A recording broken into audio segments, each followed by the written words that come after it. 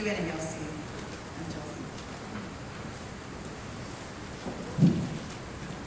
I want to take a moment to thank again the Potawatomi, Ojibwa, Ottawa people for letting us do business on their land, and also to bless their elders past, present, and emerging. I also want to honor Andy Smith, who was talking about doing this conference about a decade ago when all the rest of us were saying, well, we need to get more people of color in those white conferences. She was like, we can do our own conference. Look at that. Look what's happened, Andy. Thank you so much for your vision, your prophetic eyes.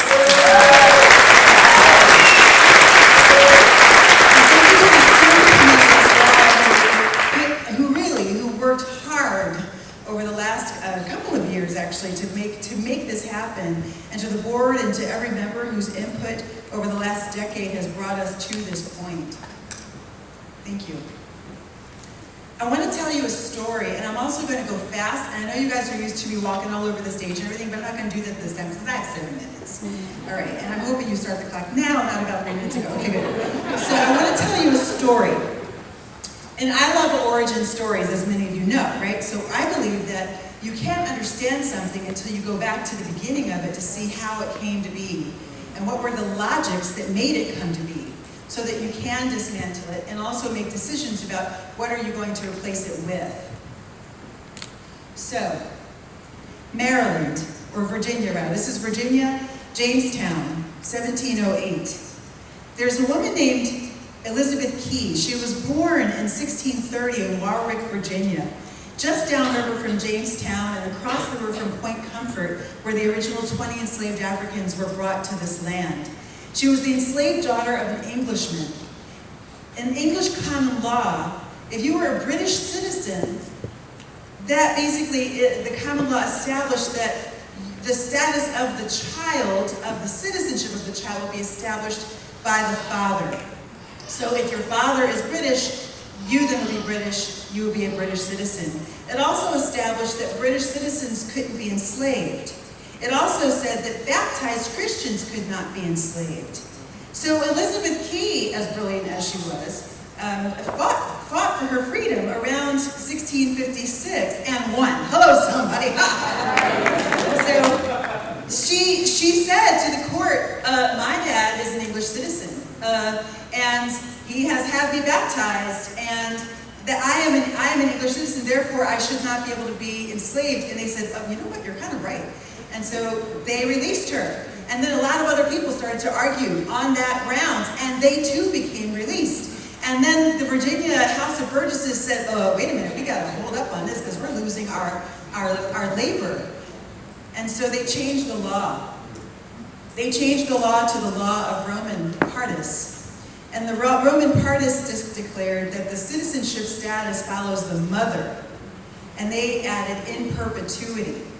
So that if the mother is a slave, then you are a slave in perpetuity. Now flash forward to Maryland circa 1630, actually flash back a little bit because that happened in 1656. 1630, Maryland is founded, and about 2 years later, or 2 years after Maryland in 1662, in the House of Burgess passed that law of Roman Partis and changed to Roman Partis. 1664, you have Maryland that follows close behind and says the problem that they were dealing with was the fact that white women were marrying black enslaved men. And there were about 600 mixed-race children that were born in Maryland and Delaware in the colonial era, believe it or not, according to genealogical scholar Paul Hynek. And so the question that they were trying to wrestle with in the Maryland legislature was, what would the status of these mixed-race children be, slave or free? So male Maryland legislators worked out that issue over the period of about 60 years, and here's where they started. In 1664, if a white woman marries an enslaved black man, then she would be enslaved until the death of her husband. You hear that? And her children would be enslaved in perpetuity.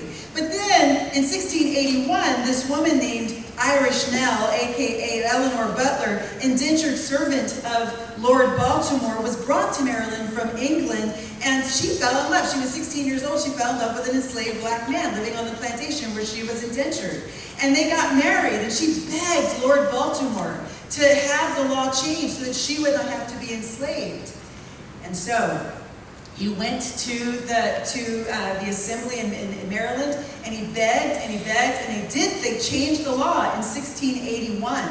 And they basically said, never mind, we were just kidding, white women don't have to be enslaved anymore, and their children don't have to be enslaved. So in this context, two ships crossed the Atlantic. Two ships. One of them was carrying George and Maudlin McGee from Londonderry. They were Ulster Irish, Scotch Irish. 1682 is the year. They were escaping the retribution of indigenous Irish people who were rising up against the Scotch Irish, who had helped the English in conquest of their land by settling the land and planting plantations across Northern Ireland. So they had 12,000 Ulster Irish died in about one day because they were locked in homes and burned alive. So George and Maudlin were among the first to make their way to the colony of Maryland to escape the violence. And about 4 years later, Sambo Game was from Senegal, and he was taken across the transatlantic, the Middle Passage. I found out that Sambo was his actual name. He was not given the name Sambo in America.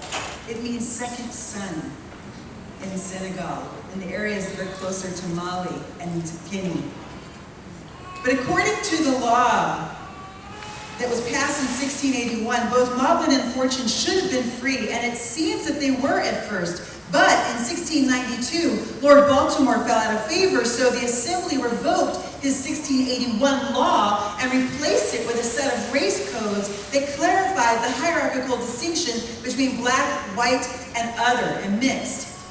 So white or mixed women who bore illegitimate children by white men they became indentured for 7 years. Their children would be indentured for 21 years. White or mixed women who bore illegitimate children by black men were indentured for 7 years. Their children would be indentured for 31 years. Ultimately, the slave status of the child would be determined in Maryland by the status of the mother.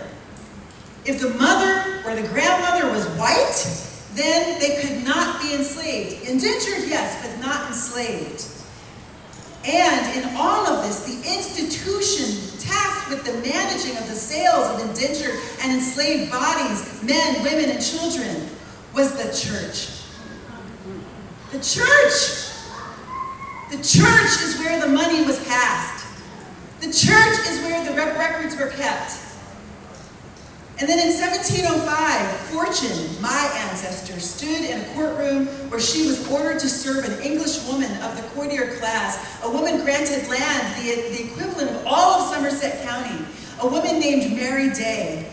Fortune bears 3 children while in Mary Day's service. One of them was Sarah. Sarah was taken to court in 1734 to 35 by a woman named Widow Ann Fooks.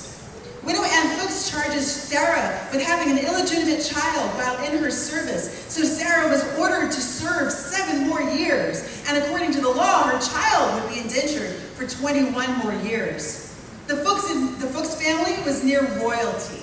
They go all the way back to William the Conqueror. Literally, they were there with William the Conqueror when they entered in and conquered and created England. We traced our family back to Sambo Game and Maudlin McGee and their daughter Fortune. And there seems to be a DNA match with the Fooks as well, and the Days. What does that tell you?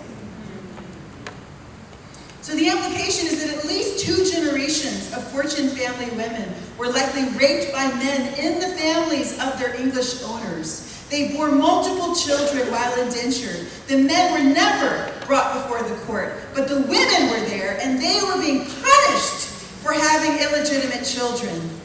Notice who never bears the lash. Notice who gains 21 to 31 years of free labor from the children born by the women they rape.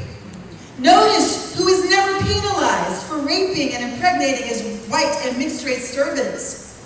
White men.